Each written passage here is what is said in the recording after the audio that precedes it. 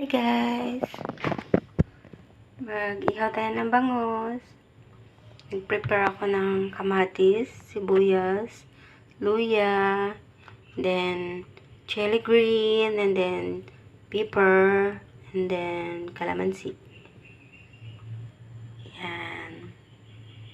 Then salt, and then konting toyo. Yan, ilarap natin siya sa banana leaves. Okay. And dalawang milkfish.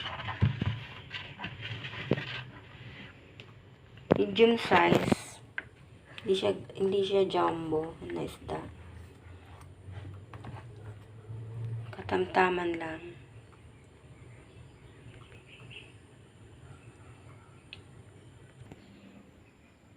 Ayan na mga guys. Nakabalot na siya yung isa.